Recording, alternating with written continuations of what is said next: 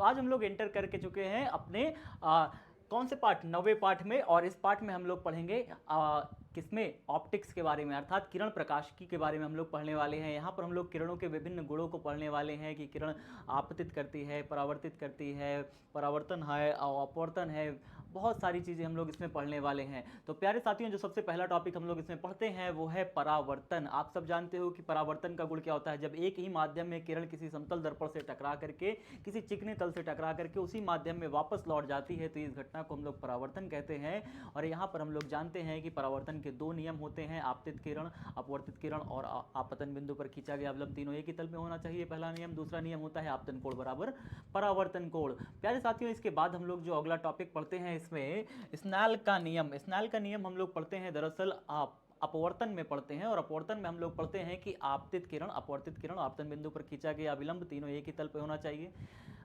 ये तो पहला नियम हो गया। दूसरी नियम हम लोग पढ़ते हैं किसी एक वर्णीय प्रकाश किरण के लिए आपतन कोण की ज्या और अपवर्तन कोण की ज्या का अनुपात एक नियतांक होता है, जिसे इन दोनों माध्यमों का, जिसमें से प्रकाश किरण आ रही है और जिसमें से जा रही है, इन दोनों माध्यमों का आपेक्षिक अपवर्तनांक होता है। तो इसे हम कहते हैं स्नेल के नियम से साइन आई अपॉन में साइन आर, अर्थात निर्वात में प्रकाश की चाल और माध्यम में प्रकाश की चाल के अनुपात को हम लोग इसमें कहते हैं। इसके बाद हम लोग पढ़ते हैं कि माध्यम बी के सापेक्ष माध्यम ए का अपवर्तनांक अगर हम लोग निकाल रहे होते हैं, अर्थात अगर आप माध्यम बी का अपवर्तनांक निकाल रहे होते हो तो माध्यम बी का अपवर्तनांक ऐसे लिखते हो, माध्यम ए के सापेक्ष निकाल रहे हो तो यहाँ पे एन बी अपॉन में एन ए लिखते हो, जहाँ पे एन जो है रिफ्रैक्टिव इंडेक्स यानी अपवर्तनांक कहलाता है। प्यारे साथियों, इसके बाद हम लोग करते हैं अपना पांचवा पॉइंट। इसमें हम लोग देखते हैं कि अगर आपको किन्हीं दो माध्यमों के सापेक्ष पता हो अपवर्तनांक, तो यहाँ पर कुछ इस प्रकार से, जैसे बी का आपको अपवर्तनांक निकालना है, किसके सापेक्ष, ए के सापेक्ष निकालना है, और सी का निकालना है बी के सापेक्ष, और ए का निकालना है सी के सापेक्ष। तीन यहाँ पे अलग अलग माध्यम है और तीनों का एक दूसरे के सापेक्ष अपवर्तनांक पता हो,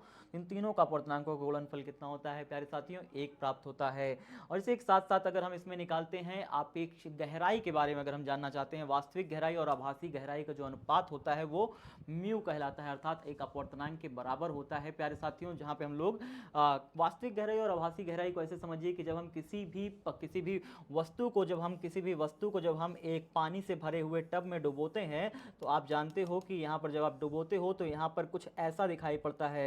वास्तव में वस्तु तो ऐसे होती है सीधी बिल्कुल, लेकिन उसका प्रतिबिंब हमें कुछ ऐसा दिखाई पड़ता है, मतलब वस्तु हमें टेढ़ी मुड़ी हुई दिखाई पड़ती है जब आप उसे पानी वगैरह में डुबोते हो, तो मतलब अपनी जो लाइन है उससे थोड़ा सा विक्षेपित दिखाई पड़ती है। इसे हम लोग कहते हैं वास्तविक गहराई और आभासी गहराई का अनुपात निकालते हैं, तो ये जल के अपवर्तनांक के बराबर प्राप्त होता है। इसके बाद हम लोग इसमें पार्श्विक विस्थापन पढ़ने वाले हैं, लेटरल डिस्प्लेसमेंट के बारे में पढ़ेंगे, जिसका फॉर्मूला हमें मिलता है t sine 1 i - r upon में कॉस आर। सामान्य विस्थापन हम लोग इसमें पढ़ेंगे, फिर उसके बाद टी कॉस टी 1 अपॉन में म्यू ए अपॉन में एन, इस तरीके से, जहाँ पे ये जो म्यू क्या है, अपवर्तनांक एन है, ये अपवर्तनांक है प्रदर्शित कर रहा है, यहाँ पे ये नॉर्मल है, ये आपका एन है, और इसके परिता यहाँ पे ए दिया हुआ है, माने एयर के रिस्पेक्ट में। क्रांतिक कोण यहाँ पे हम लोग निकालना सीखेंगे, क्रांतिक कोण को समझेंगे कि क्रांतिक कोण क्या होता है। फिर उसके बाद हम लोग पूर्ण आंतरिक परावर्तन सीखेंगे। इसी के साथ साथ आपको पता होगा कि क्रांतिक कोण क्या है, क्रिटिकल एंगल क्या है, जिस पॉइंट पर प्रकाश किरण आती है और आने के बाद वो अपवर्तित हो जाती है। अगर हम अपवर्तित प्रकाश की किरण को थोड़ा थोड़ा बढ़ाते हैं तो आपतित प्रकाश का मान भी बढ़ता जाता है, लेकिन एक स्थिति ऐसी आती है कि अपवर्तित प्रकाश को बढ़ाते बढ़ाते आपतित जो प्रकाश किरण है वो बिल्कुल 90 डिग्री बना लेती है अविलंब के साथ। तो ऐसी स्थिति में क्या होता है, इसे हम लोग क्रांतिक एंगल कहते हैं। यहाँ इस स्थिति में हम लोग इसे क्रांतिक कोण कहते हैं। जैसे जैसे हम आपतित प्रकाश की किरण को मान बढ़ाते जाते हैं, अपवर्तित प्रकाश किरण का मान भी बढ़ता जाता है। तो एक स्थिति ऐसी आती है कि अपवर्तित प्रकाश किरण क्या होती है, अभिलंब के साथ बिल्कुल 90 डिग्री एंगल बना लेती है। तो पूर्ण आंतरिक परावर्तन पढ़ते हैं, जब हम आपतित क्रांतिक कोण से अधिक कोण पर इंक्रीज करते हैं आपतित किरण का मान, तो फिर यहाँ पर क्या होता है कि जो अपवर्तित प्रकाश किरण है वो पहले माध्यम में ही वापस लौट आती है, दूसरे माध्यम में जाती ही नहीं है। प्रकाश किरण की इस घटना को ही हम लोग पूर्ण आंतरिक परावर्तन अर्थात इंटरनल कहते हैं। आगे देखते हैं हम लोग, इसके बाद दर्पण सूत्र देखते हैं। दर्पण सूत्र हमारा है 1 अपॉन में F is equal to 1 upon v plus में 1 अपॉन यू, जो कि हमारा दर्पण सूत्र है। फिर उसके बाद हम लोग गोलीय पृष्ठों से अपवर्तन हेतु सूत्र देखते हैं। जब अपवर्तन विरल माध्यम से सघन माध्यम की ओर होता है तो यहाँ पे देखिए फॉर्मूला ये प्राप्त होता है, म्यू अपॉन में माइनस का यू प्लस में म्यू 2 अपॉन में वी बराबर म्यू 2 माइनस म्यू 1, जहाँ पे आप को बुकों में अलग अलग कहीं पर एन से प्रदर्शित करते हैं अपवर्तनांगों को, तो कहीं यहाँ पे n लिखा हो सकता है अपॉन में r। जब अपवर्तन सघन माध्यम से विरल माध्यम की ओर होता है तो हमारा फॉर्मूला कुछ इस प्रकार से ये प्राप्त होता है। लेंस के सूत्र की बात करें तो 1/v - 1/u = 1/f में प्राप्त होता है। लेंस मेकर उत्तल दर्पण और अवतल दोनों लेंसों हेतु अगर हम फॉर्मूला निकालते हैं तो 1/f = μ - 1 1/r1 1/r2। ये हमारा लेंस मेकर फॉर्मूला है जिसे आप अच्छे से देख सकते हो। ये हमारा फॉर्मूला लेंस मेकर फॉर्मूला है, बहुत इंपॉर्टेंट फॉर्मूला है, इससे बहुत सारे न्यूमेरिकल्स बनते हैं। लेंस के समायोजन हेतु अगर दो लेंसों का आपको फोकस दूरी पता हो और मुझे इसकी तुल्य फोकस दूरी निकालनी हो दोनों लेंसों की, तो यहाँ पर हम लोग यहाँ पे कुछ इस प्रकार से सभी को समांतर क्रम में, जैसे हम लोग प्रतिरोधों को जोड़ते हैं वैसे ही हम लोग सभी फोकस दूरियों को जोड़ देते हैं। उसके बाद हम लोग बात करते हैं लेंस की शक्ति की। लेंस की शक्ति हम लोग फोकस दूरी का व्युत्क्रम कर देते हैं, जबकि फोकस दूरी मीटर में होनी चाहिए, हम लोग इसको P से प्रदर्शित करते हैं। इसका मात्रक डायोप्टर होता है। अभिसारी लेंस अर्थात उत्तल लेंस के लिए P धनात्मक होता है और अपसारी लेंस के लिए P ऋणात्मक होता है, ये बात आप जानते हो। इसके बाद हम लोग लेंस के समायोजन हेतु जो शक्ति होती है उसको श्रेणी क्रम में कुछ इस प्रकार से, जैसे प्रतिरोधों को जोड़ते हैं उसी तरीके से शक्ति को भी श्रेणी क्रम में ऐसे ही जोड़ देते हैं। उसके बाद आपने 18 नंबर पे देखते हो प्रिज्म कोण के लिए अपवर्तनांक n का मान क्या होता है, sin a + Δm/2 अपॉन में sin a/2, जहां पे हमारा a प्रिज्म एंगल कहलाता है, n प्रिज्म का अपवर्तनांक यानी कांच का अपवर्तनांक कहलाएगा। आगे बात करते हैं हम इस चैप्टर में, जब प्रतिबिंब स्पष्ट दृष्टि की न्यूनतम दूरी पर बन रहा हो तो फॉर्मूला हमें ये मिलता है m बराबर माइनस का FO अपॉन में FE 1 + FE अपॉन में D।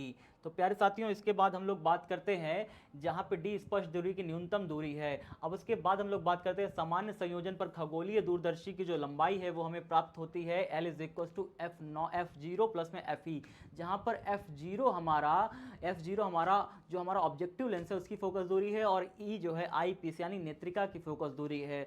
टेरिस्ट्रियल दूरदर्शी की जो फोकस दूरी आती है वो कुछ इस प्रकार से आती है, जहां पर एस संयोजित लेंस की फोकस दूरी को प्रदर्शित करता है। दूरदर्शी की विभेदन क्षमता हम लोग इसमें निकालते हैं, मैग्नीफाइंग पावर निकालते हैं, तो हम लोग के दूरदर्शी की जो मैग्नीफाइंग पावर आती है वो आती है D अपॉन में 1.22 लैम्डा प्राप्त होती है। और दूरदर्शी की विभेदन सीमा की बात करें तो d थीटा बराबर प्राप्त होता है 1.22 लैम्डा अपॉन में D।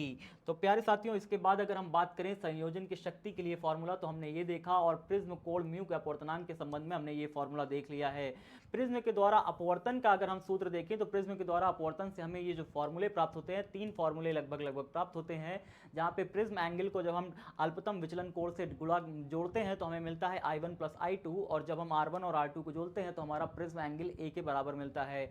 यहाँ पे डेल्टा जो प्राप्त होता है, हमें विचलन कोण जो प्राप्त होता है वो अल्पतम विचलन कोण के बराबर होता है जब हमारा I1 और I2 दोनों बराबर हो जाता है। अर्थात आप कुछ इस तरीके से कह सकते हैं, जब यहाँ पे प्रिज्म से इस प्रकार से प्रकाश एंटर कर रही है तो ये हमारा I1 हो गया, फिर उसके बाद यहाँ से प्रकाश ऐसे गई, फिर उसके बाद यहाँ पे निकल गई तो ये हमारा I2 हो गया। जब I1 और I2 दोनों के दोनों बराबर हो जाएंगे तो R1 और R2 भी आपस में बराबर हो जाएंगे। अगर हम इसके बाद बात करें सरल सूक्ष्मदर्शी की, तो सरल सूक्ष्मदर्शी की आवर्धन क्षमता हमारी होती है स्मॉल m = 1 + D अपॉन में F, जहाँ पे D स्पष्ट दृष्टि की न्यूनतम दूरी कहलाती है और F उसकी फोकस दूरी कहलाती है। प्यारे साथियों इसके बाद हम बात करते हैं संयुक्त सूक्ष्मदर्शी की आवर्धन क्षमता की, जिसका सूत्र हमारा कुछ इस प्रकार से मिलता है m = L अपॉन में F0 हमारा सूक्ष्मदर्शी की ऑब्जेक्टिव लेंस की फोकस दूरी है, और यहाँ पे 1 + D अपॉन में FE हमारी आईपीस की फोकस दूरी है और D इसकी स्पष्ट दृष्टि की न्यूनतम दूरी है।